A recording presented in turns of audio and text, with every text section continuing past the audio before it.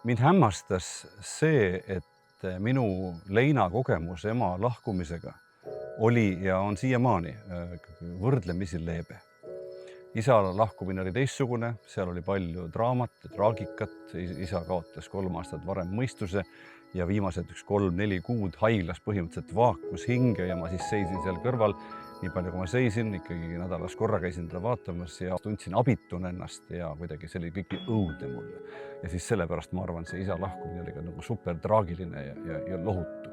Ja siis, kui ema oli sel aastal juba kevadel oli juba näha, et ega seal pikka pidu ei ole ja mul õnnestus teha kõne emale tema viimasel elupäeval. Ta suri 7:30 õhtul, pühapäeval, emadepäeval ja ma helistasin talle, olles siis möödunud päeval, laupäeval näinud, kui halvas seisus ta seal Hiiu õendushaiglas on.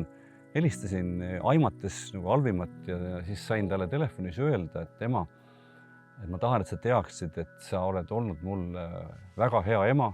Ja teine asi, mis ma ütlesin, et ma hoian sinu mälestust au sees surmani.